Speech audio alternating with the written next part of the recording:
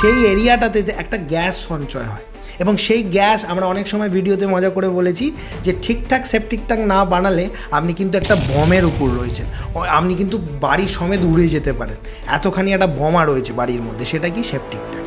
আর সেই গ্যাসটা মেনটেন হয় কিন্তু ওই ওয়াটারের লাইন রেখা অনুযায়ী। এবার ভেবে দেখুন আপনার বন্যা এলাকা, আপনার শোকপিট জলের তলায় ডুবে রয়েছে টাইটানিক জাহাজের মতো, আর সেই সময় আউটলেটের ভিতর দিয়ে বন্যার জল ঢুকে গেছে, বন্যার জল ঢুকে এদিকে আর কোনো ধর্মই পালন করতে পারছে না, বাঁধ আর গুলি মেরে দিয়ে জল উপরে ঠেকে যাচ্ছে, তখন সেপটিক ট্যাঙ্কের গ্যাস চলার গ্যাস বলে আর কিছু থাকবে না। তাহলে বন্যা রেখা থেকে সেপটিক ট্যাঙ্কের যে আউটলেট সেটা আরও বেশি উঁচু থাকবে, কারণ সেই আউটলেট থেকে তো শোকপিটটা ঢালে আসে না। হ্যাঁ, তাহলে বোঝাতে পারছি সেই বন্যা রেখার থেকেও সেপটিক ট্যাঙ্কের আউটলেট মোটামুটি 2-2.5 ফুট উপরে থাকবে, এবং এটা কিন্তু বন্যা রেখা থেকে, মাটি থেকে নয়। এবার ভেবে দেখুন যার মাটি থেকে বন্যা রেখা 2 ফুট, মানে বন্যা হলে বলে এটা কী ধরনের শব্দ ইউজ করছে, এটা কুয়ারদার শব্দ।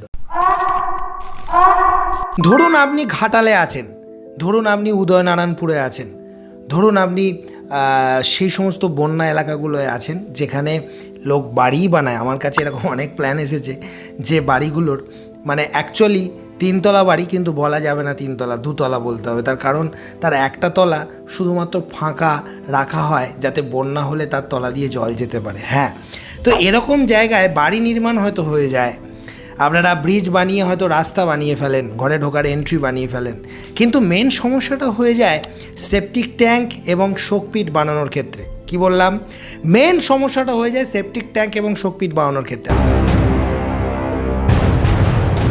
কারণ ধরুন আপনি তো গ্রাউন্ড লেভেলেই সেপটিক ট্যাঙ্কটা বানাচ্ছেন, আপনি তো আর বন্যা হয়ে যাবে বলে সেপটিক ট্যাঙ্কটাকে 1 তলার উপরে বানাবেন না, কেউ কি বানায় উপরে শূন্যে ভাসিয়ে রাখে কি না। এবার ঘটনা হচ্ছে আমরা সকলেই জানি যে সেপটিক ট্যাঙ্ক ইন জেনারেলি যেখানে বন্যা হয় না, নর্মালি যে মাটি থেকে ন্যাচারাল যেটা গ্রাউন্ড লেভেল থাকে সেখান থেকে 2 ফুট কি 2.5 ফুট উঁচু হয়, অর্থাৎ মেন বাড়ির যে ফ্লোর লেভেল প্লিন্থ লেভেল সেটা যদি 3 ফুট হয়, সেপটিক ট্যাঙ্কের যে টপ হাইট সেটা 2.5 ফুট থাকে, মানে চেম্বারের যে ঢালাইয়ের মাথাটা সেটার লেভেল, তার মানে মেন ফ্লোর থেকে 4-5 ইঞ্চি ডাউনে থাকে, বাট সেটাই থাকে স্বাভাবিক। এবার এক্ষেত্রে যদি ভাবেন এমন একটা বাড়ি যেটা বন্যাপ্রবণ এলাকায় তৈরি হয়েছে এবং যে বাড়িটার গ্রাউন্ড ফ্লোরটাই হচ্ছে মানে 1 তলার যে ছাদ সেইখানেই হচ্ছে তার মানে অ্যাকচুয়ালি মাটি থেকে যদি ধরেন সেই জায়গাটা হচ্ছে পুরোপুরি ফাঁকা এবং তার উপরের যেটা ছাদ সেটা হচ্ছে কিন্তু অ্যাকচুয়ালি গ্রাউন্ড ফ্লোর হচ্ছে তার মেঝে, তার মানে তার নিচের অংশটা বেসমেন্টের মতো ফাঁকা থাকছে, এরকম একটা কন্ডিশানে সেপটিক ট্যাঙ্কটা আপনি কতটা উঁচু করে বানাবেন সেটা নির্ভর করছে আপনার ওখানের ফ্লাড লাইন কী রয়েছে, অর্থাৎ বন্যা হলে সর্বোচ্চ জলের রেখা কত দূর পর্যন্ত ওঠে, জলের তল কত দূর পর্যন্ত ওঠে, অর্থাৎ জল যে লেভেল পর্যন্ত ওঠে তার থেকেও আপনাকে কিন্তু সেপটিক ট্যাঙ্কের আউটলেটটা উঁচুতে রাখতে হবে। আবার বলছি শুনুন, কারণ জল যে লেভেলে ওঠে তার থেকেও সেপটিক ট্যাঙ্কের আউটলেট উঁচুতে রাখতে হবে। এবার এটা বুঝুন কতটা উঁচুতে রাখতে হবে বা না রাখলেই বা কী হবে। আগে বলি না রাখলেই বা কী হবে, ভিডিওর শেষ পার্টে বলবো কতটা উঁচুতে রাখতে হবে।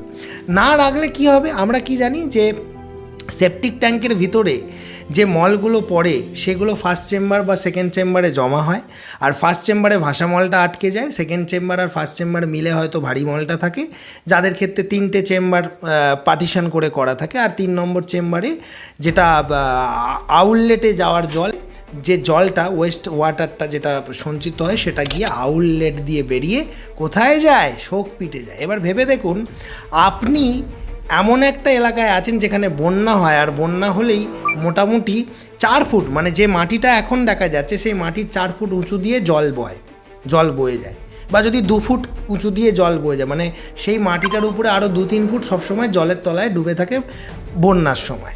তাহলে আপনি ভেবে দেখুন আপনার যদি ওই জায়গায় শোকপিট হয়, তাহলে সেই শোকপিটটা আমরা কখন করি, আউটলেট থেকে জলটাকে শোকপিটে ফেলি, তাহলে সেই শোকপিটের মুখটা আপনাকে উঁচু রাখতে হবে, তা নাহলে কী হবে, আউটলেট থেকে যে জলটা শোকপিটে টপাস করে পড়বে, সেই শোকপিটি যদি ধরুন বন্যার জলের তলায় ডুবে রয়েছে, তাহলে সেই আউটলেট থেকে কানেক্ট হওয়া পাইপটাও তো জলের তলায় চলে যাবে। এর ফলে কি হবে, এর ফলে সেপটিক ট্যাঙ্কে যখন আপনি ইউজ করছেন, পায়খানা করছেন, ফ্লাশ করছেন, সেই ফ্লাশিং ওয়াটার এক্সট্রা অ্যাডিশনাল ওয়াটারটা সেটা আর আউটলেট দিয়ে বেরিয়ে শোকপিটে ঢুকতে পারবে না, কারণ সেই সময় শোকপিট বাবাজি জলের তলায় ডুবে অবস্থা করছে। এমতো অবস্থায় সবথেকে বড় সমস্যাটা কি হবে, যে প্রচুর পরিমাণে দুর্গন্ধ উৎপন্ন হবে এবং সেই সেপটিক ট্যাঙ্কের ভিতরে থাকা সাইকেলটা নষ্ট হয়ে যাবে। অর্থাৎ যখন আমরা, অনেকেই জানে না যে সেপটিক ট্যাঙ্ক চালু করার সময় জল দিয়ে ভর্তি করে রাখতে হয়, কারণ সেখানে যদি জল দিয়ে ভর্তি না করি তাহলে ওইখানে যে বাঁধগুলো দেওয়া আছে ফার্স্ট চেম্বার আর সেকেন্ড চেম্বারের মাঝের পার্টিশনটা ভাষা পায়খানাটাকে আটকানোর জন্য, মানে ভাষা গুটাকে, হ্যাঁ হ্যাঁ বাঙালি শুনতে ভালো লাগলো তাই তো। তো এই ভাষা গুটাকে, মলটাকে আটকানোর জন্য যে বাঁধটা দেয়া থাকে, এই সেই বাঁধ, যেখানে যদি আপনি জল না দিয়ে চালু করেন তাহলে ভাষা পায়খানা নিচে, যদি ধরুন আপনি প্রতিদিন পটি করতে করতে করতে করতে, আরে ভাই হাঁকতে হাঁকতে প্রতিদিন আপনি দেখা যাবে জল দিচ্ছেন, বলে আমি তো জল দেবো, আমি আবার আগে থেকে কেন সেপটিক ট্যাঙ্ক ভর্তি করে রাখবো। এবার জল তো নিচে, আপনি তো দু রকমের হাগেন, পায়খানা করেন, একটা হচ্ছে ভারী, একটা হচ্ছে ভাষা। তো ভারীটা নয় জলের তলায় ডুবে যাবে টুক করে, কিন্তু ভাষাটা তো জলে ভাসবে। এবার ফার্স্ট আর সেকেন্ডের মধ্যে যে হোলটা থাকে, সেই হোল দিয়ে ভাষা মলটা দুম করে এদিকে চলে আসবে সেকেন্ড চেম্বারে। তারপর জল দিচ্ছেন, জল উঠছে, ভাষা পায়খানা টপাস করে গিয়ে আবার সেকেন্ড চেম্বারে চলে গেছে। তো জল তো নিচে ছিল তখন, এখন জল ভর্তি হলে কী হবে, সেই ভাষা পায়খানা উপর দিয়ে ভেসে কোথায় চলে গেল, থার্ড চেম্বার থেকে দুম করে চলে গেল শোকপিটে। তখন লোকে কি বলবে, আপনার প্রতিবেশী আপনাকে ধরে কান মুলে ওঠবোস করে বলবে, কি সেপটিক ট্যাঙ্ক মাটিয়েছ, প্রতিদিন মলগুলো শোকপিটে আসে আর আমরা বাড়িতে টিকতে পারি না, এত গন্ধ ছাড়ে। বোঝাতে পারছি? আর সেই প্রিন্সিপালটা বজায় রাখার জন্যই সেপটিক ট্যাঙ্ক প্রথমে জলে ভরিয়ে তারপর চালু করতে হয়। আচ্ছা বন্ধুরা, আপনারা যারা এই ভিডিওটা এখনও দেখেননি, এটাকে খুঁজছিলেন, তারা কিন্তু এই ভিডিওটা শেষ করার পর আই বাটনে যে লিঙ্কটা দিয়ে দিলাম, ওখানে গিয়ে এই ভিডিওটা দেখে নিতে পারেন। এবার ধরুন জলে ভরা আছে আর আপনি প্রতিদিন হাঁকছেন, প্রতিদিন তো হাঁকতেই হবে, নাহলে পেট খারাপ হবে। তো এবার সেই সময় সেই যে আমি হাঁকতে গিয়ে এক বালতি জল ঢাললাম, মানে পটি করতে গিয়ে, যাদের ভালো লাগছে না বেরিয়ে যান, আমি শেখাতে এসেছি, কাউকে এন্টারটেন করতে আসিনি। এন্টারটেন আপনারা এমনিই হবেন, আমার কথা বলার ধরনটাই এরকম। তো এবার আপনি যখন ওই যে ফ্লাশিং করলেন হাগার পর, পটি করার পর, সো সেই ফ্লাশিং ওয়াটারটা কোথায় যাচ্ছে, সেই ফ্লাশিং ওয়াটারটাই আপনার বেরিয়ে যাচ্ছে। অর্থাৎ আমি আজকে এক বালতি জল ঢাললাম, হ্যাঁ, সেই এক বালতি জলটাই আমার আউটলেট দিয়ে কোথায় যাবে, শোকপিটে। এবার ভেবে দেখুন তো, যদি ওই এক বালতি জলটা যদি না বেরোতে পারে, তাহলে ওই যে ফাঁকা অঞ্চলটা থাকে, ফ্রি বোর্ড যেটাকে বলা হয়, তো সেই এরিয়াটাতে একটা গ্যাস সঞ্চয় হয়। এবং সেই গ্যাস, আমরা অনেক সময় ভিডিওতে মজা করে বলেছি যে ঠিকঠাক সেপটিক ট্যাঙ্ক না বানালে আপনি কিন্তু একটা বমের উপর রয়েছেন, আপনি কিন্তু বাড়ি সমেত উড়ে যেতে পারেন, এতখানি একটা বোমা রয়েছে বাড়ির মধ্যে, সেটা কি সেপটিক ট্যাঙ্ক। আর সেই গ্যাসটা মেনটেন হয় কিন্তু ওই ওয়াটারের লাইন রেখা অনুযায়ী। এবার ভেবে দেখুন, আপনার বন্যা এলাকা, আপনার শোকপিট জলের তলায় ডুবে রয়েছে টাইটানিক জাহাজের মতো, আর সেই সময় আউটলেটের ভিতর দিয়ে বন্যার জল ঢুকে গেছে, বন্যার জল ঢুকে এদিকে আর কোনো ধর্মই পালন করতে পারছে না, বাঁধ আর গুলি মেরে দিয়ে জল উপরে ঠেকে যাচ্ছে। তখন সেপটিক ট্যাঙ্কের গ্যাস বলে আর কিছু থাকবে না। সেই মুহূর্তে আপনার সেপটিক ট্যাঙ্কের কোনো প্রিন্সিপাল মেনটেন হবে বলে আপনার মনে হয়? তার মানে আমি যদি একটা বোতল থেকে পাশের বোতলে জল ঢালতে চাই, আমাকে সবসময় মাথায় রাখতে হবে যে পাশের বোতলটায় জল ঢালার জন্য যেন বোতলটা ফাঁকা থাকে। বোতলটা যদি ভর্তি থাকে তাহলে তো জলটা আসবে না, তাই নয় কি? তাহলে আমার শোকপিট যদি জলের তলায় ডুবে থাকে, তাহলে আউটলেট দিয়ে কি জল শোকপিটে এসে পৌঁছবে? তাহলে সেই সমস্ত বন্যা এলাকাগুলোতে আমি গ্যারেন্টি দিয়ে বলছি, ভারতবর্ষের কোনো লোক এইভাবে বোঝাতে পারবে না। যে বোঝানোর মধ্যে এন্টারটেনমেন্ট থাকবে, যে বোঝানোর মধ্যে মানে মজা, পড়াশোনা, শিক্ষা সব কিছু মিলেমিশে একাকার থাকবে। আর যারা এটা মনে করছেন যে আমি ইঞ্জিনিয়ার হয়ে এই হাগা এইসব কথা বলি, তাদেরকে একটা কথা বলি, বাংলা থেকে বাংলা ভাষা বর্জন করে ইংরেজে চলে যান, ইংরেজের মারিয়ে ফেলেছেন আপনারা ওই টার্মে কথা বলুন। আমি আমার বাঙালি দর্শকদের জন্য এই ভাষায় কথা বলি, তাই তারা আমাকে এত ভালোবাসে। তো এবার দেখুন, হ্যাঁ, ব্যাটারি চেঞ্জ করতে হবে বলছে, হ্যাঁ ঠিক আছে, আবার ব্যাটারিটা চেঞ্জ করে বলছি। আমাদের তো সিনেমার মতো ইন্টারভাল হয় না, আমাদের হয় ব্যাটারি চেঞ্জ করার পর। যাই হোক, এবার দেখুন তো, যেটা মজা করে বলছি ভালো করে বুঝুন। এবার ধরুন আপনার শোকপিটকে বাঁচাতে হবে সবার প্রথমে, তাহলে আপনার যে ফ্লাড লাইন, যেটা বন্যা হলে সর্বোচ্চ, দেখবেন অনেকের বোঝা যায়, যে সমস্ত বন্যা এলাকাগুলোতে আমরা ঘুরেছি, দেখবেন দেয়ালগুলোতে আলাদা ছোপ এসে গেছে, একটা কালচে বা একটা হলদেটে মানে বাদামি টাইপের একটা বোঝা যায় যে বাড়ির এই লেভেল পর্যন্ত বন্যার সময় জলের তলায় ডুবে থাকে, অর্থাৎ এখানে একটা দাগ পড়ে গেছে। ওই রেখাটাই হচ্ছে আপনার এলাকার বন্যার রেখা। তো ওই বন্যার রেখার উপরে থাকবে আপনার শোকপিটের মাথা, অর্থাৎ শোকপিট আপনি যখন বানাচ্ছেন সেই শোকপিটটার মাটির উপরে থাকা অংশটা সেটা কিন্তু আপনি ইঁট দিয়েই পুরো একটা গোলাকার চেম্বারের মতো বানান, আর মাটির নিচে থাকা অংশটা সেটা আপনি ইঁট গেঁথে গেঁথে গোলাকার রাউন্ড শেপের বানাতে পারেন, কিংবা আপনারা কংক্রিটের যে রিং ইউজ করে বানান সেটাও করতে পারেন। তবে একটা কথা বলি, এই ধরনের বন্যা এলাকায় কিন্তু ওই কংক্রিটের বা মাটির যে রিং ইউজ করে আপনারা শোকপিট বানান সেটা করবেন না। ওখানে শোকপিটটা কিন্তু ব্রিক ওয়ার্ক, অর্থাৎ আপনি একটা 4 ফুটের ডায়ামিটার যদি কল্পনা করেন, সেই ডায়ামিটারের একটা ইঁট দিয়ে বানানো গোলাকার শোকপিট নির্মাণ করবেন, যেটা মাটির তলায় 7-8 ফুট যেমন যাচ্ছে, মাটির উপরেও ওই বন্যা রেখার অন্তত 1-1.5 ফুট উপর দিয়ে থাকে। এবার জলটা যখন পড়বে সেই বন্যা রেখার উপর দিয়ে পড়বে শোকপিটে। এবার যখন বন্যা রেখা, যেহেতু ওটা শোকপিট, ওর চারপাশের নিচে ফিল্টার মিডিয়াগুলো রয়েছে, ইট ভাঙা হয়তো 3 ফুট রয়েছে, পাথর রয়েছে হয়তো 3 ফুট, সেই ফিল্টার মিডিয়ার নিচে তো আছে ডাইরেক্ট সয়েল। তাহলে মাটি যখন বন্যার জলে পুরোপুরি সাবমার্জড কন্ডিশনে রয়েছে মাটিটা, তো পুরোপুরি ভরে রয়েছে, সেই সময় কিন্তু সেই শোকপিটও কিন্তু সেই জলের লেভেল পর্যন্ত ভরে থাকবে। ক্লিয়ার না? ক্লিয়ার নয়? আচ্ছা বন্ধুরা, আপনারা যারা এই ভিডিওটা এখনও দেখেননি, এটাকে খুঁজছিলেন, তারা কিন্তু এই ভিডিওটা শেষ করার পর আই বাটনে যে লিঙ্কটা দিয়ে দিলাম ওখানে গিয়ে এই ভিডিওটা দেখে নিতে পারেন। এবার সেই সময় শোকপিট জলের লেভেল পর্যন্ত ভরে থাকলেও, যেহেতু শোকপিটের মুখখানি জলের উপরে আর আউটলেট থেকে জলটা টপাস টপাস করে পড়ছে, তাহলে কিন্তু আমার সেপটিক ট্যাঙ্কের প্রিন্সিপাল ঘাঁটলো না। তার মানে আমার যদি শোকপিট অনলি মাটি থেকে 2 ফুট উঠে থাকতো আর বন্যা যদি 3 ফুট উঁচু পর্যন্ত হয়ে থাকতো, তাহলে শোকপিট জলের তলায় থাকার কারণে আউটলেটের পাইপটাও জলের তলায় থাকতো, যার ফলে সেপটিক ট্যাঙ্ক থেকে আর জল এখানে আসতে পারতো না, কারণ এটা পুরোপুরি থেমে যেত। এবার যারা বন্যা এলাকায় ফ্ল্যাট বানাচ্ছেন, বাড়ি বানাচ্ছেন, তাদের জন্য শোকপিট মাটির উপরে বন্যা রেখার উপরে উঠে থাকবে, তার উপর থেকে আউটলেট পাইপ যাচ্ছে, সেপটিক ট্যাঙ্কটা তাহলে তারও উপরে।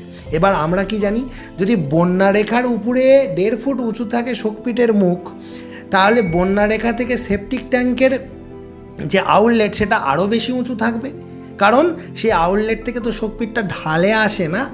হ্যাঁ, তাহলে বোঝাতে পারছি, সেই বন্যা রেখার থেকেও সেপটিক ট্যাঙ্কের আউটলেট মোটামুটি 2-2.5 ফুট উপরে থাকবে, এবং এটা কিন্তু বন্যা রেখা থেকে, মাটি থেকে নয়। এবার ভেবে দেখুন, যার মাটি থেকে বন্যা রেখা 2 ফুট, বন্যা হলে বলে এটা কী ধরনের শব্দ ইউজ করছে, এটা কুমারদাস শব্দ, বন্যা রেখা। হ্যাঁ, এইসব শব্দ নেই গোটা ওয়ার্ল্ডে, বন্যা রেখা আমরা বানাই।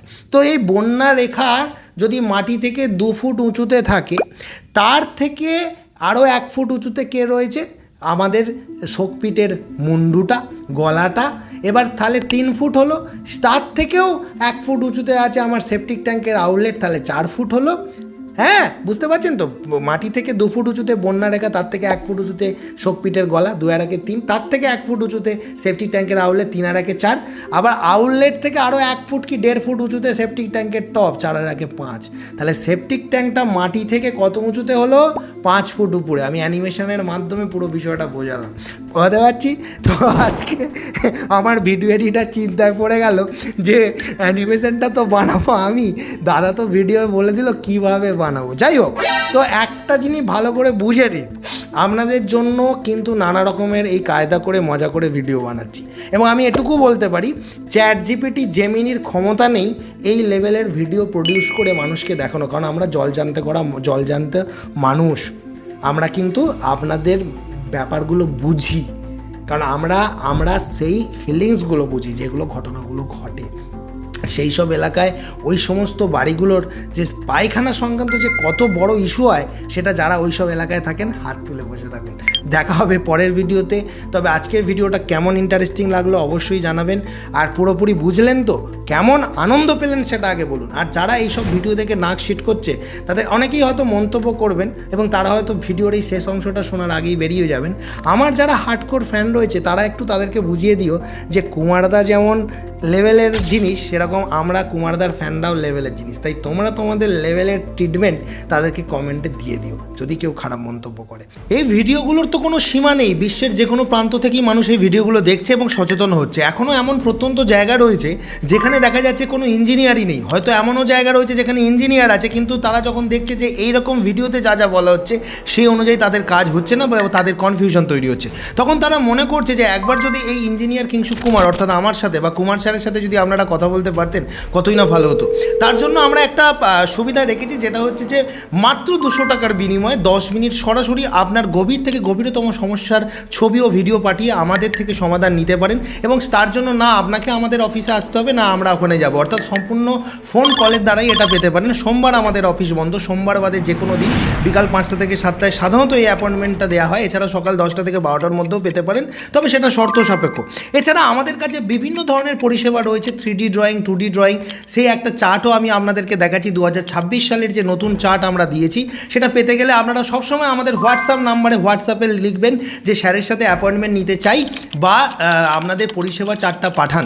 তো এগুলো লিখলেই কিন্তু আপনারা আমাদের সমস্ত পরিষেবাগুলো জানতে পারবেন। তবে একটা কথা বলি, এটা শুধুমাত্র গল্প করার জন্য করা নয়, এটা করা রয়েছে যাদের একদম বিপদে পড়েছেন তারাই কেবলমাত্র যোগাযোগ করবেন, অর্থাৎ যাদের মনে হচ্ছে সামর্থ্য নেই, এইটুকু টাকা দিয়েও কথা বলতে পারবো না, তারা করবেন না। কারণ অনেকেই জানেন যে 2000-3000 টাকা লাগে একটা ইঞ্জিনিয়ারকে সাইটে আনতে, সেক্ষেত্রে এই অল্প টাকার বিনিময়ে যদি আমি একজন যার ভিডিও দেখছি তার কাছ থেকে পরামর্শ পেয়ে যেতে পারি, তাহলে তার থেকে আর ভালো কিছু হয় না, তাহলে তারাই যোগাযোগ করবে। ভিডিওগুলো কেমন লাগছে বলুন, মানে যে সমস্ত ইঞ্জিনিয়ারদের সিক্রেটগুলো থাকে সেগুলো সব কিন্তু আমি তুলে দিচ্ছি ভিডিওর মধ্য দিয়ে এবং সম্পূর্ণ বিনামূল্যে এগুলো আপনারা জানতে পারছেন ভিডিওর মধ্যে। তাই ভিডিওগুলো যদি সত্যিকারে ভালো লেগে থাকে একবার সাবস্ক্রাইব করে দেখুন, এরকমই গেম চেঞ্জিং ভিডিও প্রতিনিয়ত পেতে থাকবেন।